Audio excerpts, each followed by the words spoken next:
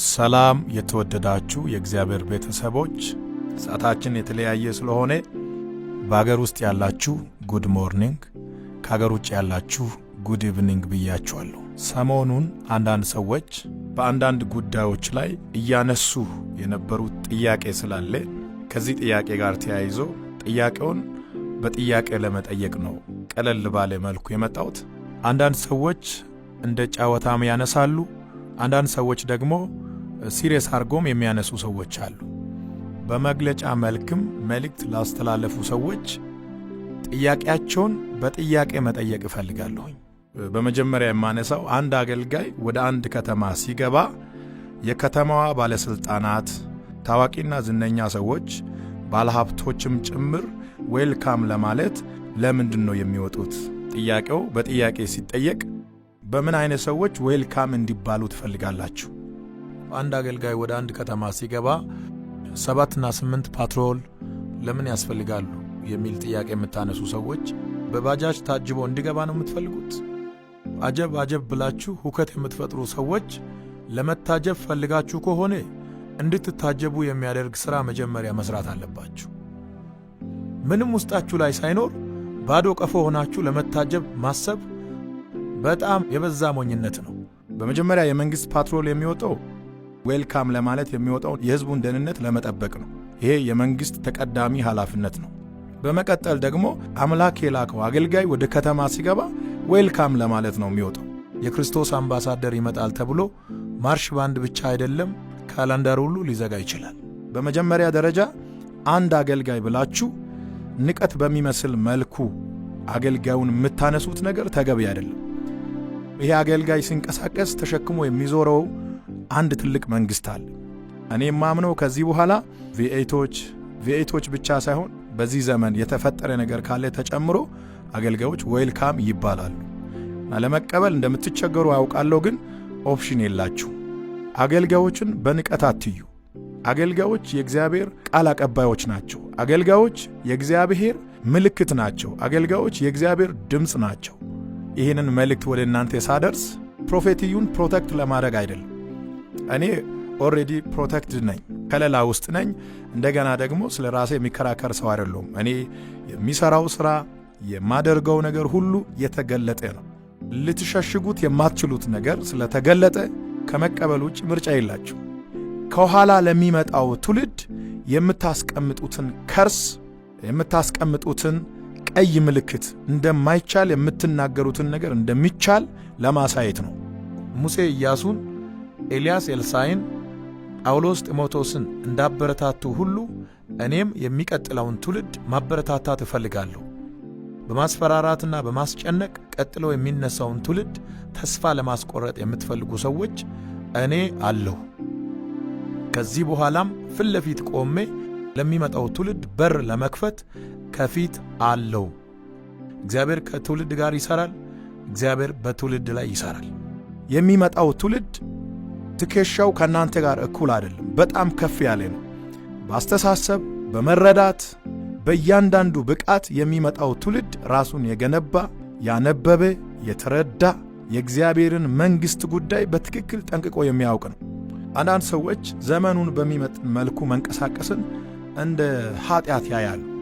ሐዋርያት ሥራ ምዕራፍ 23 ቁጥር 23 ላይ የሮም ሻለቃ ጳውሎስን ከገዳዮች እጅ ለማስመለጥ የአገር ገዢ ወደ ሆነው ወደ ፕሌክስ ቂሳሪያ ሲልክ ለአንዱ ጳውሎስ 200 እግረኛ ወታደሮችን፣ 200 ደግሞ ጦር መሳሪያ ያላቸውን፣ ከነዚህ ውጪ ደግሞ 70 ወታደሮች፣ አንድ ላይ 470 ወታደሮችን ለአንዱ ጳውሎስ እንዲመደብ ነው ያደረገው። ስለፈራም አይደለም፣ ችግር ስላለበትም አይደለም። ጳውሎስ በ470 ወታደሮች የታጀበው። 7 እና 8 የመንግሥት ፓትሮል ለምን ይመደባል? በዚህ ልክ መታጀቡ ለምን አስፈለገ የምትሉ ሰዎች ለአገልጋዮች መንግሥታዊ የሆነ ፕሮቴክሽን፣ መንግሥታዊ የሆነ ከለላ፣ መንግሥታዊ የሆነ ዌልካም፣ መንግሥታዊ የሆነ ጥበቃ ያስፈልጋል። ለብዙ ሰዎች ሞዴል የሆነ ምልክት የሆነ ታላቁ ሐዋርያ ጳውሎስ በ470 ወታደሮች ታጅበዋል እያልኩ ነው። እሱ የታጀበው እንደዚህ ስለሆነ ነው፣ እንደዛ ስለሆነ ነው ብለ ማስተባበያ ልሰራ ትችላል። እኔ እያልኩ ያለሁት ለአንዱ ጳውሎስ 470 ወታደሮች ተመድበዋል እያልኩኝ ነው። ለሃጋሲ ሽንቱልስ ያባብ ጦሶነያሽ ኦይዱ ጤታን ላፑንታሙ ወታደራይ እሲ ጳውሎስ አስ ማዳበት ይዝጋይዳዳይስ የሮም ሻለቃ ለአንዱ ጳውሎስ 470 ወታደር እንዲመደብ ትእዛዝ ሲሰጥ ጳውሎስ ቪአይፒ ብቻ ሳይሆን ቪቪአይፒ እንደሆነ ስለሚያምን በዘመኑ የነበሩ የሃይማኖት መሪዎች አልተረዱትም። ይህ የሮም ሻለቃ ግን ተረድቶታል። አንድ በእግዚአብሔር ለተሾመ አገልጋይ ምን ያህል ክብር እንደሚገባ መንግስትና መንግስታዊ የሆኑ መዋቅሮች በተረዱበት በዚህ ጊዜ የቤተ ክርስቲያን መሪዎች አይናቸው መከደኑ ከምንም በላይ የሚያስገርም ነው። ጳውሎስ በ470 ወታደሮች የታጀበው በፈጠረው ተጽዕኖ ልክ ነው። አንድ ሰው ምንም አይነት ተጽዕኖ ሳይፈጥር አይደለም በወታደር በወፍም አይታጀብም። የምትፈለጉትም ሆነ የምትታጀቡት በፈጠራችሁት ተጽዕኖ ልክ ነው። ተጽዕኖ ፈጣሪው ደግሞ ጌታ ነው። ጌታ በእናንተ ውስጥ ካለ ከጌታ የተነሳ እናንተም ተጽዕኖ ፈጣሪዎች ትሆናላችሁ። በቅርብ ጊዜ በመስቀል አደባባይ እንዲያገለግል ከአሜሪካ ተጋብዞ የመጣው ወንጌላዊ ፍራንክሊን ወደ ኢትዮጵያ ሲገባ በጠቅላይ ሚኒስተር ደረጃ የዌልካም ፕሮግራም ተደርጎለታል። አይናቸው መብራቱን ነው የሚያሳየው። ወንጌልና ወንጌልን የሚሰብኩ ሰዎች በኢትዮጵያ ምድር የተገፉበት፣ የበታች የተባሉበት፣ የተናቁበት ዘመን ይበቃል። እግዚአብሔር ለወንጌልና ወንጌልን ለሚሰብኩ ሰዎች የክብር ዘመን እንዲሆን አድርጓል። ይሄ ማለት የእግዚአብሔር ክብር መጋፋት አይደለም።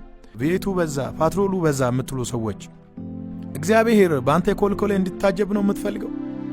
እግዚአብሔር በፓትሮል የሚታጀብ አምላክ አይደለም። ፓትሮሉም ለእኛ ነው።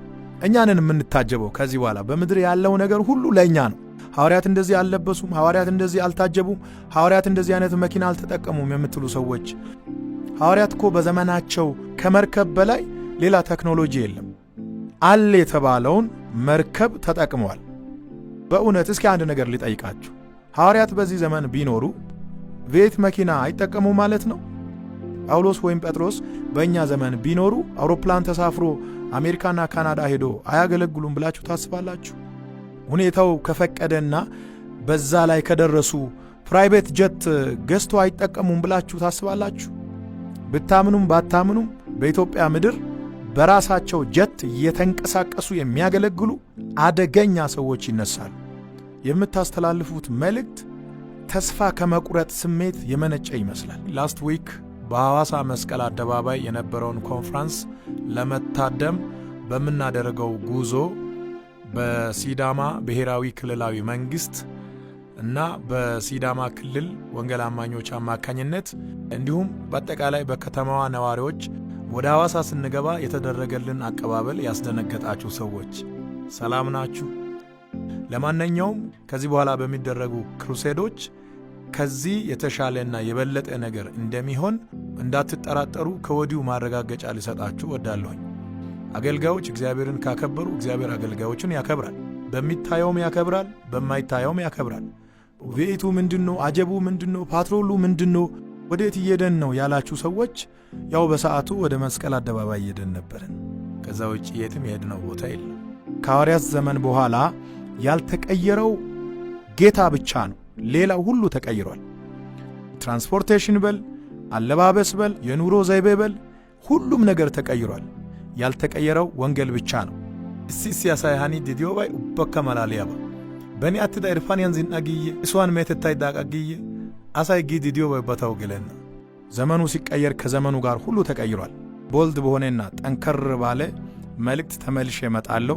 የበሻሻው አብይና የሾለው ነብይ በተራ ጫጫታ ይጠፋል ብሎ ማሰብ ተራ ቅዠት ነው። ለማንኛውም ይህንን መልእክት ለጓደኞቻችሁና ለቤተሰቦቻችሁ ቶሎ ሼር አድርጉ። ሰላም ቆዩልኝ።